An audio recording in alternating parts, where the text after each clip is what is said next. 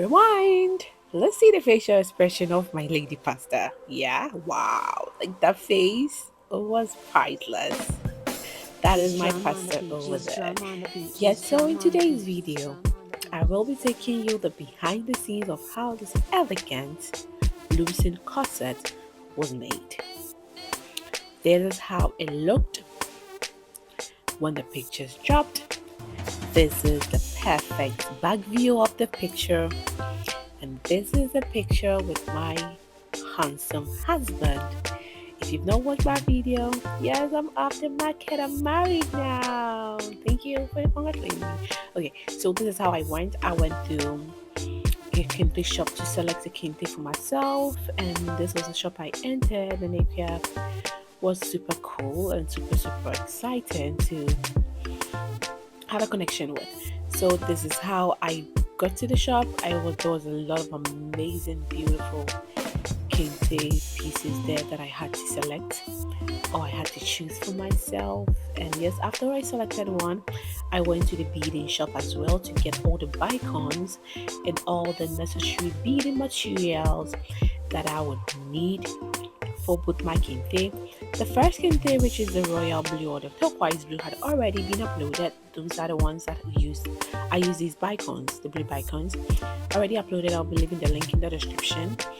So after everything was purchased, the man packed it up for me, and yes, this was a Kente I chose. So I brought him to the beading shop to get the perfect shades of Bicones I would need for beading them. So here in this section, he was actually getting them so that I would know which one would super complement the Kente that I went with. And here I was going to be using these Bicones, again Bicones, to bead just the down section. So I wasn't buying the whole pack, I was buying half of the pack so that it could be used for it. And that was it.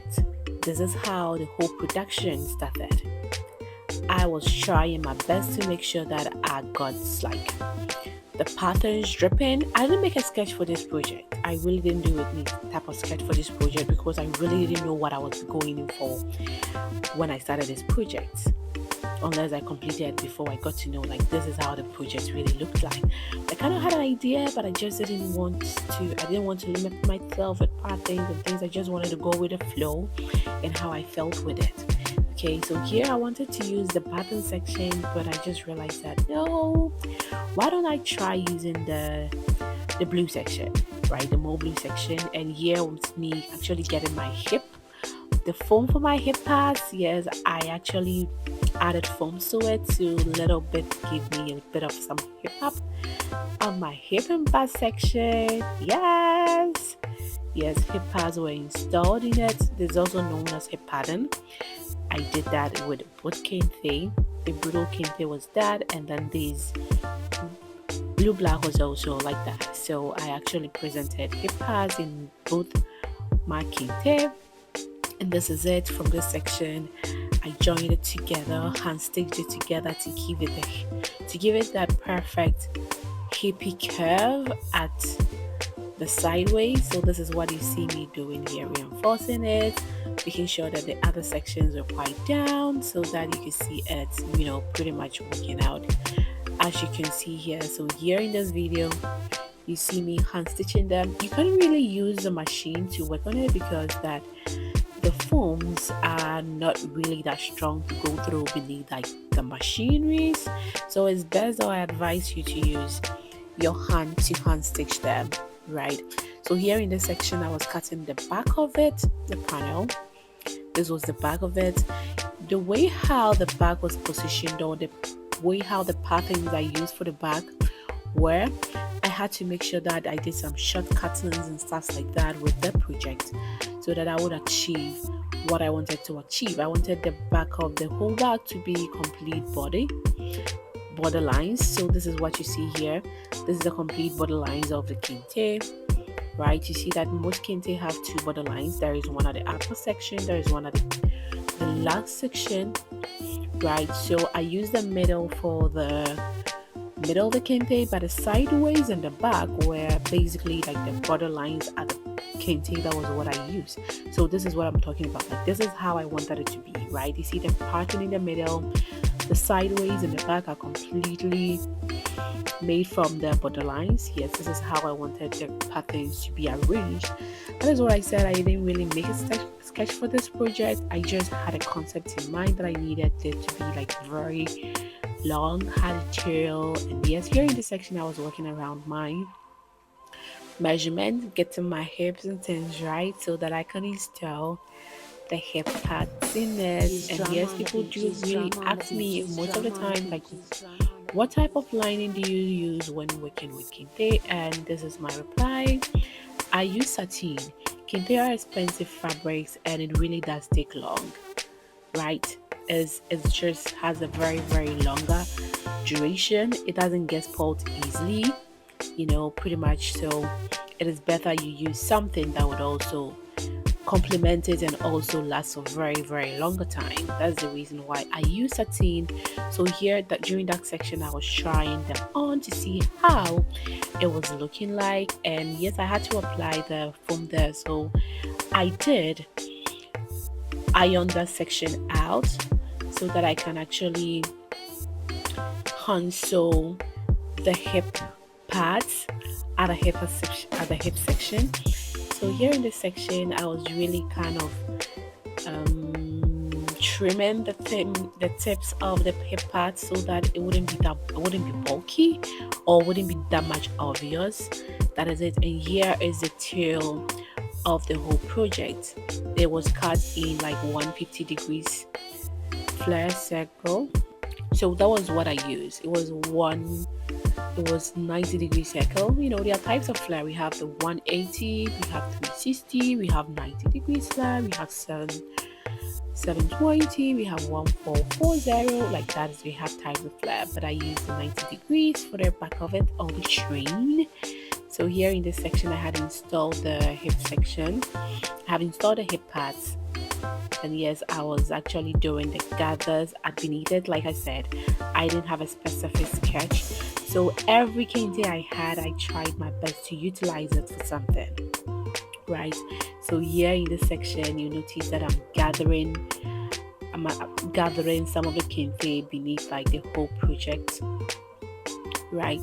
So I'm actually gathering them up, and after sewing them, if I notice that the colors were not really complementing, I'll get them off and then reply. So here in this section, I'm working at the upper section, right? The corset section. This was where I was working on it. This is the back of it, and that's the front of it. So here I was just kind of writing things down to make sure that I'm on track, managing your business and still preparing for your wedding, working on your projects, making sure you're taking client orders. Sometimes it was quite stressful. So I had this book there that I was really keeping track of the things I was doing, just so that I made sure everything had to be delivered on time. So here in this section, I was cutting out my kente.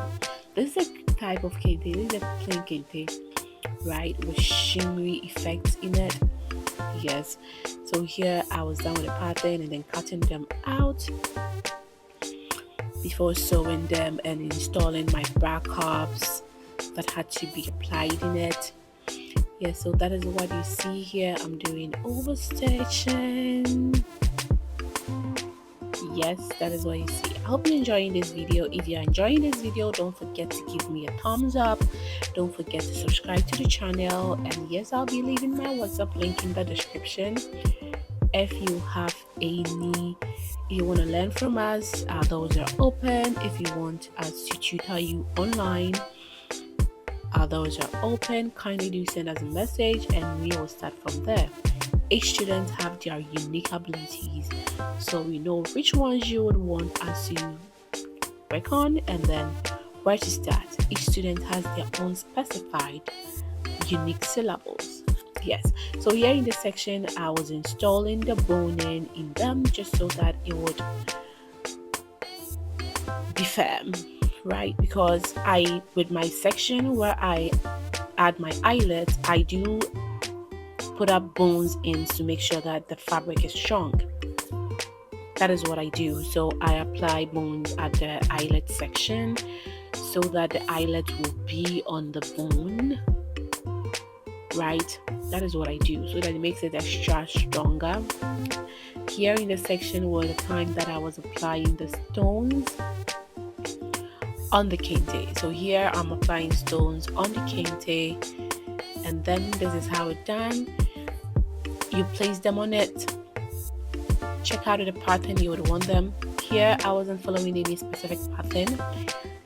I was just putting them on. I just wanted to have shimmery effect from the downside. Since the upper section had that shimmery effect, I wanted it to be stoned and have these unique shimmery effect. And yes, I have a special video on how this type of stones are applied on kente. I will be leaving the link in the description. Kindly do check it out and learn how to go about it when you're working on body nets, soft nets, lasers, or kente. The best tools to use to install it on your kente or your body net, right? So here, that is what I was doing here, making sure that it was giving the shimmy effect that I wanted to have at the end of the day. And yes, I hope you're enjoying this video. If you do, don't forget to give it a thumbs up. Here in this section, it was time for the beading, right? It was time for the beading of the corset. So I got my beading pin, getting my Bicones in it. These beading pin really does make you achieve a lot of things in the shortest possible time. So here in this section, I was applying my rhinestones. I was Bicones on the slit. Okay, the whole back had been stone, and I had to, add some details at the front section of it. So here I was securing the Bicones and then sewing them on the kente. I will be having a special video tutorials on how the whole beading was done, so don't worry if you don't get it here. There will be a special unique video, of which the link will be in the description. Kindly check them out to get the least to it. Okay, so here in this section I was doing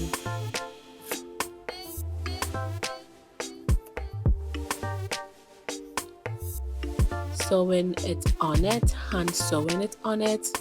And this was the headpiece that I used, and this was the same idea that I used for the bust section of the kente, of which I will be leaving the link in the description. I did tutorials about that as well.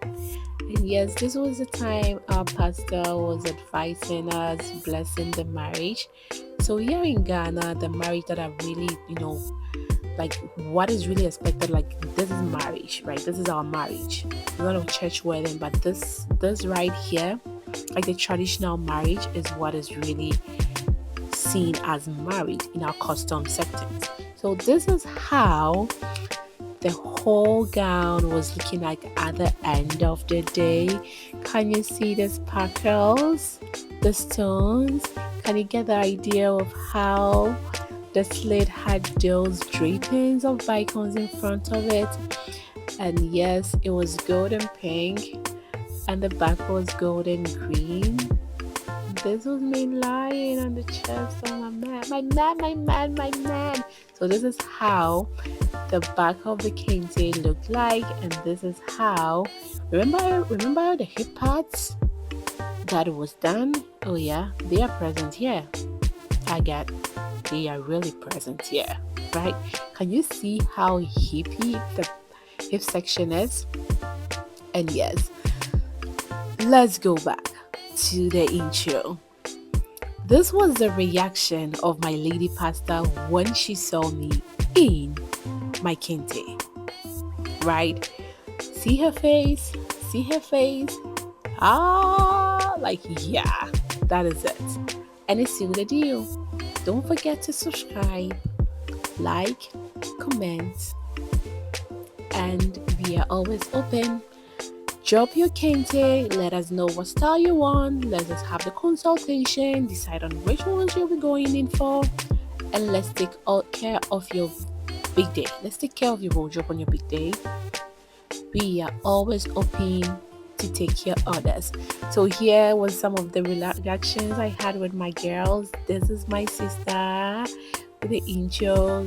Yes. This is bridal fun tutorials would also be posted on my TikTok. I made a short video about that, but I already have a video of it on this channel.